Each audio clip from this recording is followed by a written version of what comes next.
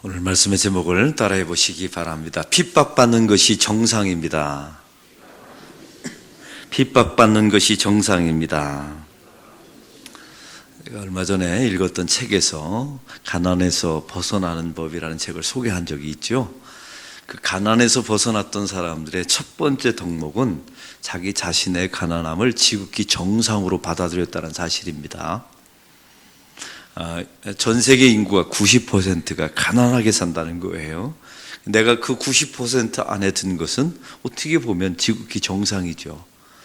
그리고 부모의 도움을 받지 않고 젊은 시절에 가난하게 사는 것은 지극히 정상이라는 겁니다.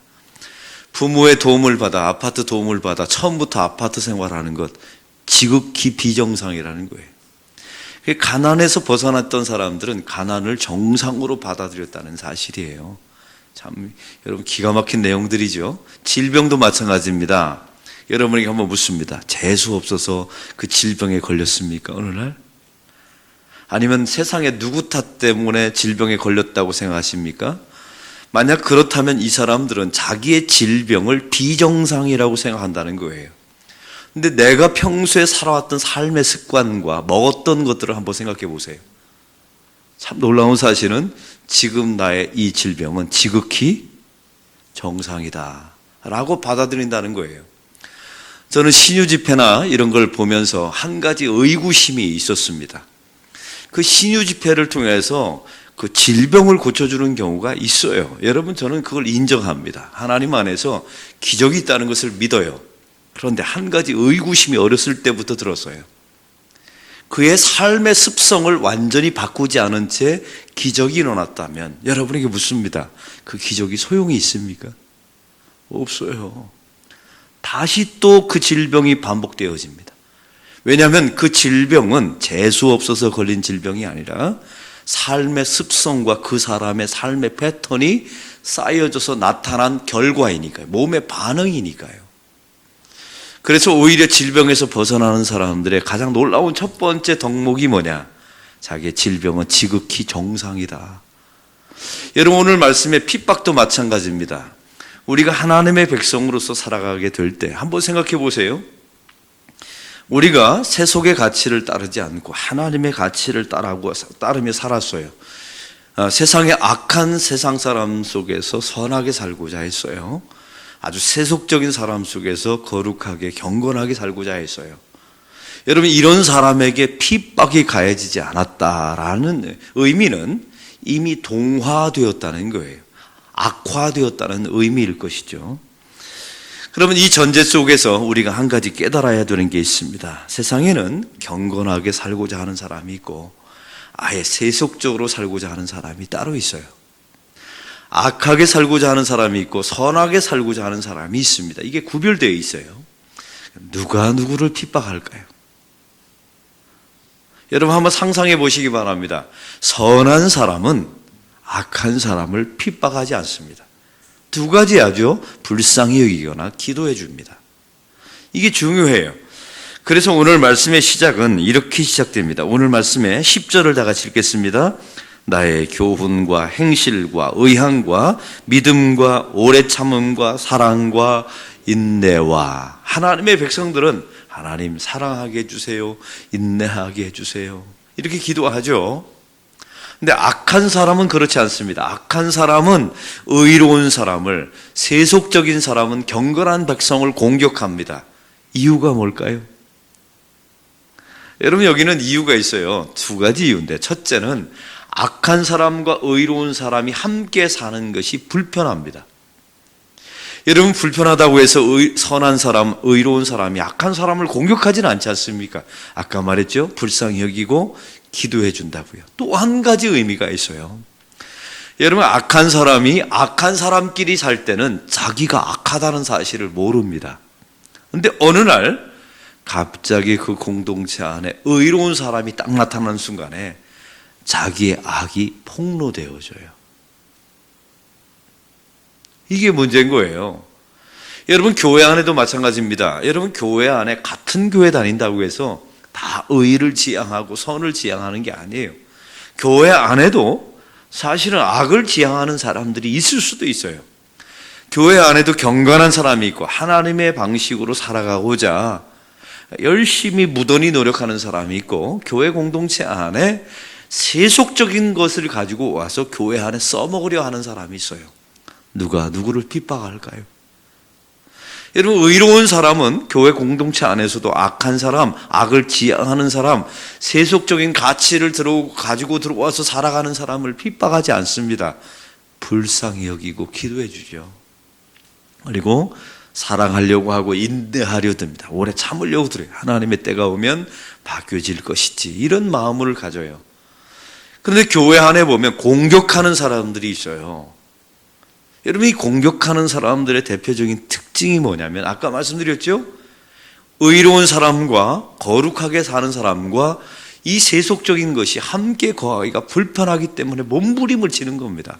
또 한 가지, 자기의 불의함과 세속적인 가치를 가지고 있다는 사실이 폭로되어지기 때문에 그래요. 이걸 못 견뎌서 공격하는 겁니다. 그럼 여러분에게 적용해 볼까요? 여러분이 교회 공동체 안에서 누구를 적극적으로 공격한 적이 있다면 여러분 이미 불의하다는 증거라는 사실입니다. 의로운 사람은 불의한 사람을 공격하지 않거든요. 여러분이 누군가를 향해서 화를 내거나 누군가를 향해서 분노하거나 여러분이 누군가를 향해서 공격했다는 사실은 여러분의 불의함이 공동체 속에서 폭로되어졌다는 사실의 반응이었다는 사실을 여러분 항상 잊지 마시기 바랍니다. 할렐루야. 오늘 말씀에 보면, 그러면 예수 믿는 사람들, 거꾸로 거룩하게 살아가고 경건한 사람들에게 핍박이 주어지는 것은 지극히 당연합니다. 오늘 그 말씀이 오늘 12절에 나와 있습니다. 다 같이 읽겠습니다.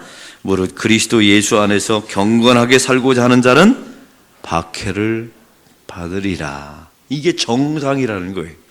저는 이걸 제가 만약에 번역한다면 박해를 받는 것이 지극히 정상입니다.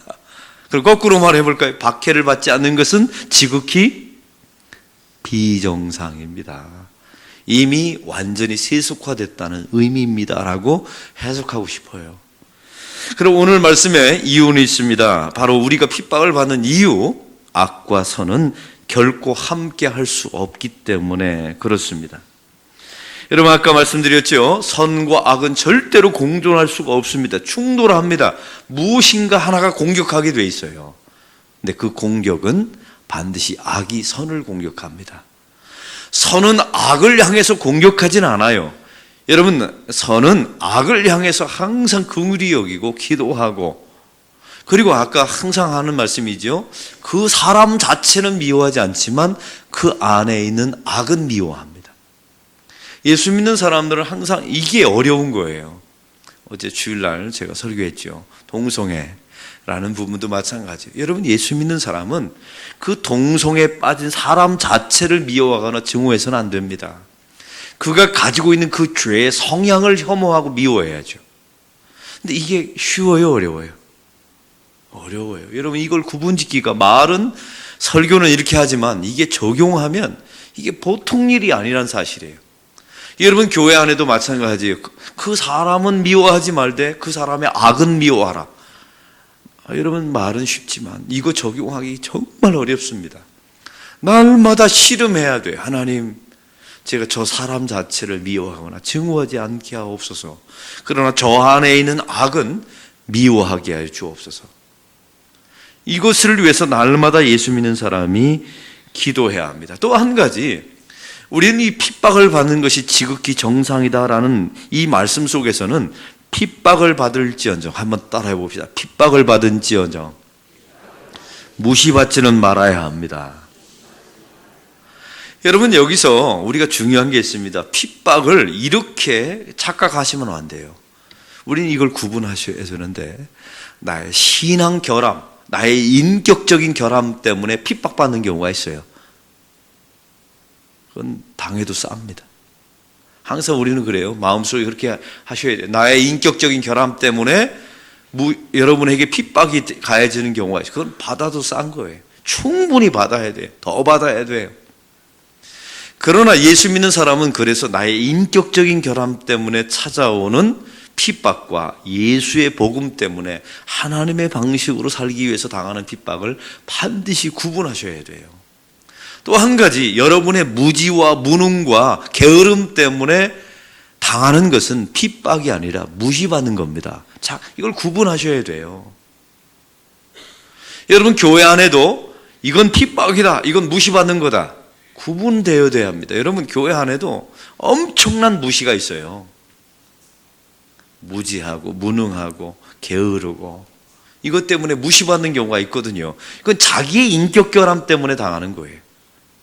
그러나 핍박을 받는 경우가 있습니다. 그것은 거룩함 때문에, 의로움 때문에 당하는 고난이에요. 그래서 예수 믿는 사람들은 직장 안에서 일을 악물고 이걸 그래서 유능하셔야 돼요. 게으르지 마셔야 되는 이유가 무시받지 않기 위해서. 여러분에게 한번 묻습니다. 여러분이 예수를 믿어요. 그래서 핍박받습니다. 그런데 여러분이 만약 사장이 되었어요. 무시받습니까? 안 받아요, 여러분. 무시 안 받습니다. 왜냐하면 유능하니까. 그래서 예수 믿는 사람들이 오기를 가지고 공부하고 사업을 열심히 하고 세상 사람들 앞에서 자기의 재능을 인정받아야 되는 이유가 여기 있는 거예요. 우리는 항상 두 가지를 구분해야 합니다. 나의 인격 결함 때문에 오는 고난인가, 아니면 신앙 때문에 나에게 오는 고난인가, 내가 무지하고 무능하고 실력이 없어서 당하는 무시인가, 그리스도의 복음 때문에 당하는 고난인가, 핍박인가를 구분하셔야 돼요. 이게 교회 안에 혼재되어 있습니다.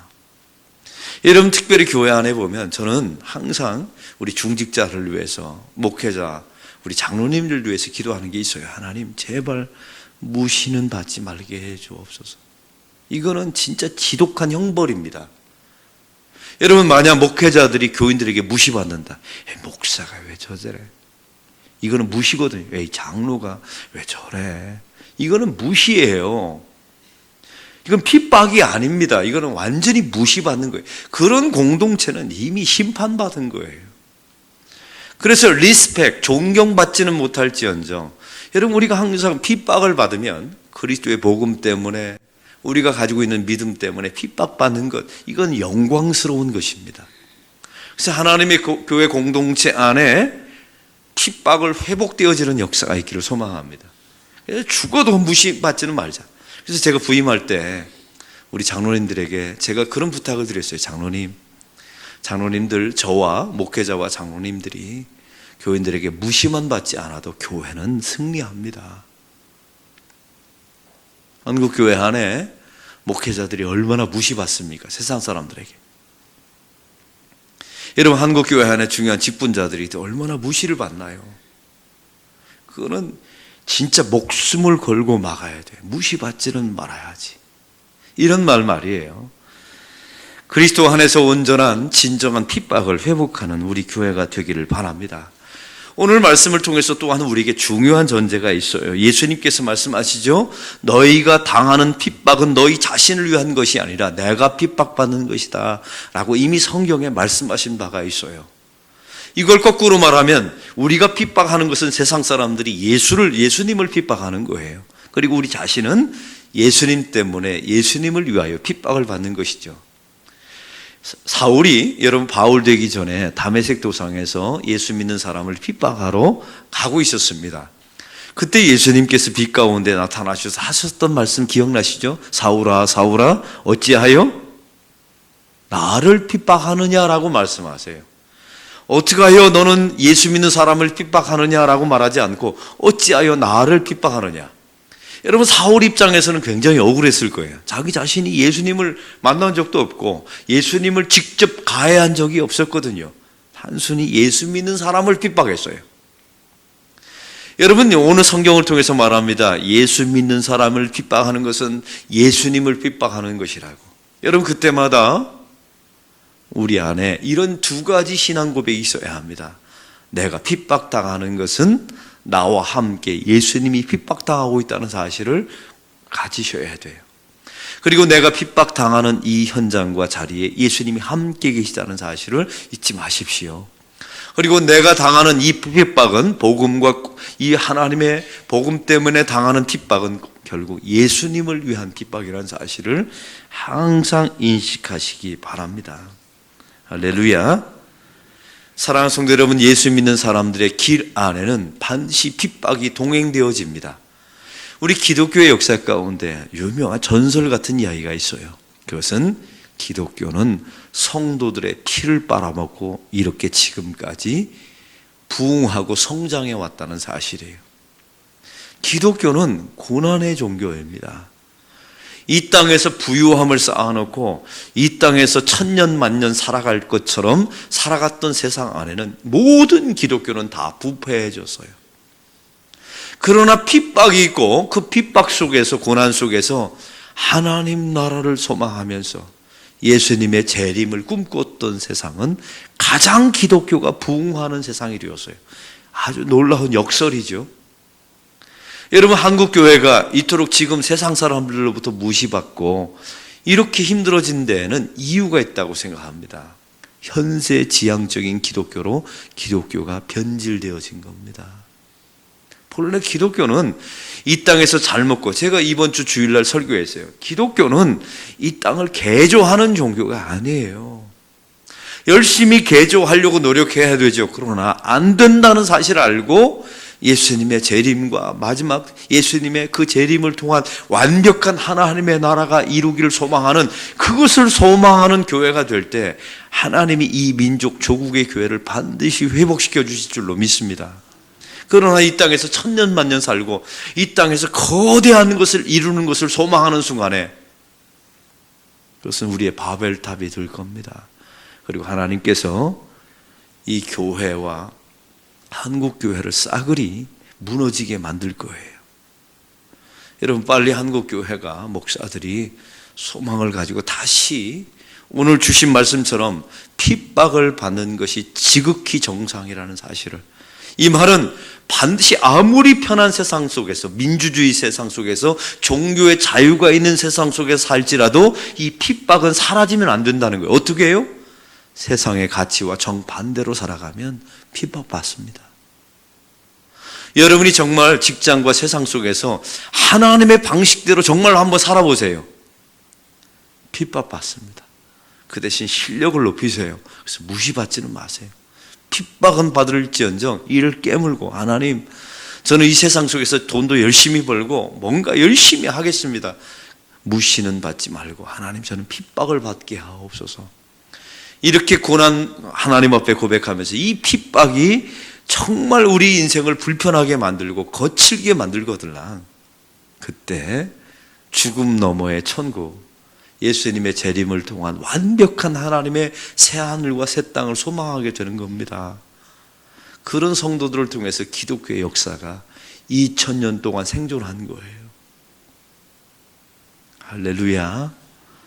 이 신앙이 우리 안에 꼭 지켜지기를. 특별히 저는 주일 설교할 때마다 이분들을 통해서 세상에서 이런 나라가 이루어질까, 이런 신앙의 가치가 이루어질까라는 의구심이 있어요.